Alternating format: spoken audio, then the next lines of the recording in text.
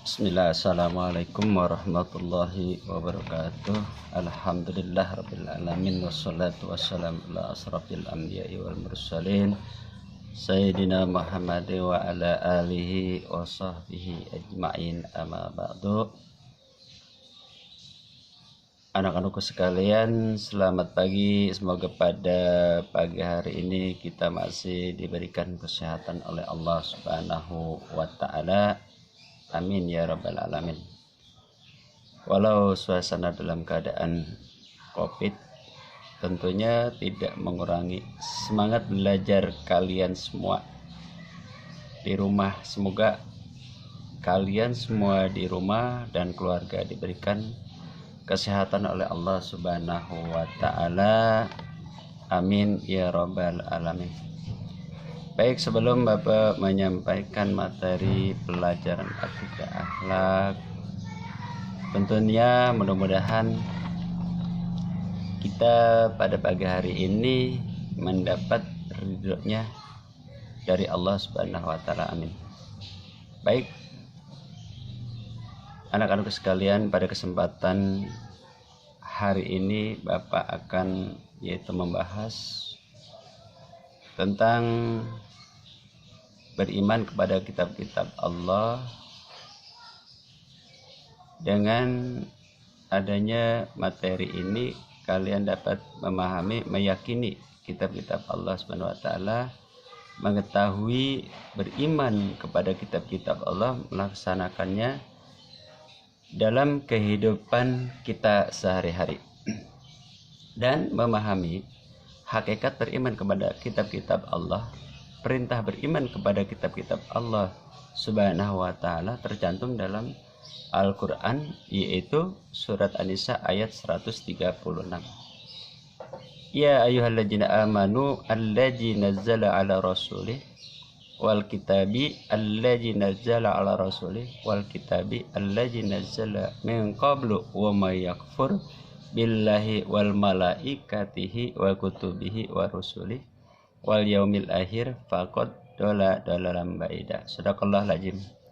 Artinya, wahai orang-orang yang beriman, tetaplah beriman kepada Allah dan Rasul-Nya, serta kitab-kitab Allah turunkan sebelumnya. Barang siapa yang kafir kepada Allah, malaikat-malaikatnya, kitab-kitabnya, rasul-rasulnya, dan hari kemudian, maka sesungguhnya orang itu telah sesat sejauh-jauhnya.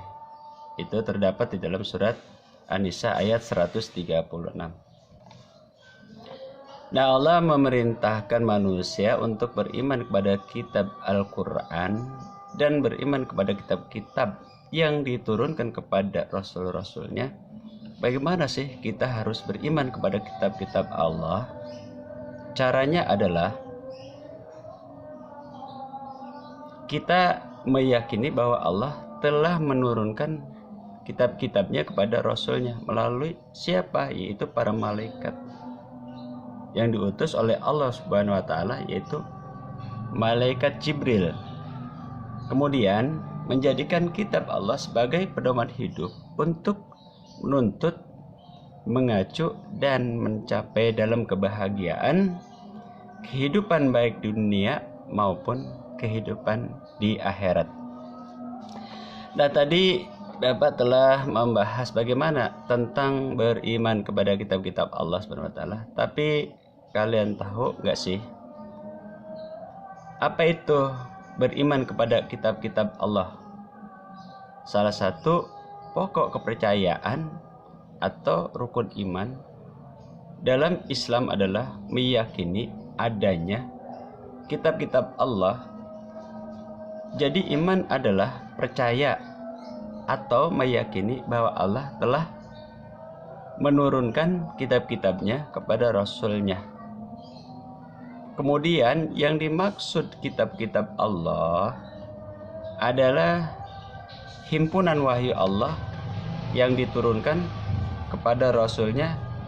Dan Allah berfirman, yaitu di dalam surat Al-Baqarah ayat 4, wa ma unsila waladzina yu'minuna bima unsila ilaika wa ma unsila min qablik wa bil akhirati hum yuqinun. Dan mereka yang beriman kepada kitab-kitab Allah, yaitu Al-Quran yang telah diturunkan kepadamu dan kitab-kitab yang telah diturunkan sebelummu. Itu di dalam surat Al-Baqarah ayat 4. Apa saja sih kitab-kitab yang seharusnya kita beriman? Di antaranya ada 4 kitab. Yang pertama adalah kitab Taurat yang diwahyukan kepada Nabi Musa alaihissalam, yaitu pada abad ke-15 sebelum Masehi. Yang kedua kitab Zabur diturunkan kepada Nabi Daud alaihissalam pada abad 10 sebelum Masehi. Selanjutnya kitab Injil, yaitu diturunkan kepada Nabi Isa pada permulaan abad Masehi. Terakhir yaitu kitab Al-Quran, diturunkan kepada Nabi Muhammad SAW pada abad ke-6 Masehi, diturunkan di Mekah dan di Madinah. Selain 4 kitab yang diturunkan di atas, maka Allah juga menurunkan itu yang berupa wahyu, yaitu berupa suhuf. Apakah itu suhuf?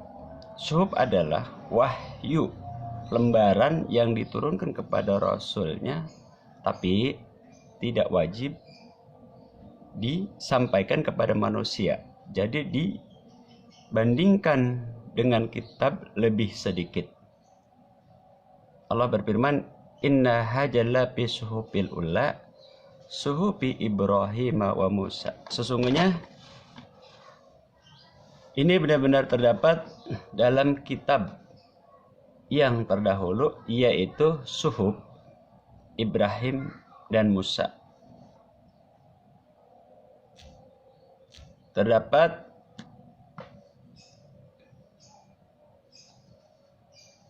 di dalam surat Al-A'la ayat 18-19. Diriwayatkan dalam hadis disebutkan bahwa ini masing-masing diberikan kepada yang pertama Nabi Adam alaihissalam 10 suhuf. Selanjutnya Nabi Syed alaihissalam 50 suhuf, Nabi Idris alaihissalam 30 suhuf, Nabi Ibrahim alaihissalam 10 suhuf. Dan yang terakhir Nabi Musa alaihissalam 10 suhuf, juga menerima kitab Taurat. Nah, tadi Bapak sudah membahas tentang kitab-kitab yang diwajibkan kita imani. Baiklah, akan Bapak jelaskan kitab Taurat berasal dari bahasa Ibrani, atau yang disebut kata lain Tohara, yang diturunkan kepada Nabi Musa alaihissalam. Ada 10 perintah. Yang pertama atas keyakinan atau yang disebut keimanan.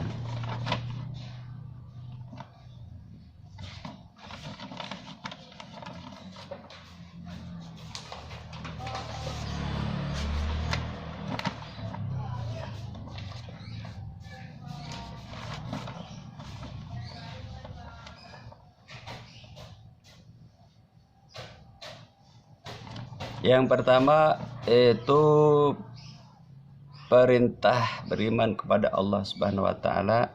Yang kedua perintah berzikir kepada Allah Subhanahu wa taala dengan penuh hormat. Terus yang ketiga mengkuduskan hari Allah, yaitu hari Sabtu. Jadi 7 hari terhitung dari hari Senin sampai minggu 6 hari kerja. Seminggu berarti. Terus yang kelima, perintah menghormati orang lain atau orang tua, menghindari pembunuhan sesama manusia, perintah menghindari perbuatan keji. Dan yang selanjutnya yaitu yang kedelapan, perintah perbuatan mencuri.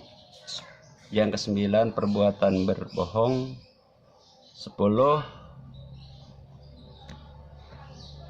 dan perintah menghindari perbuatan cabul.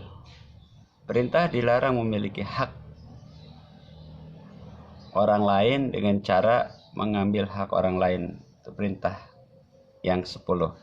Fungsi dan tujuannya diturunkannya kitab Taurat, fungsinya adalah sebagai petunjuk bagi Nabi Musa alaihissalam dan bagi kaum Bani Israel agar beriman kepada Allah Subhanahu wa Ta'ala.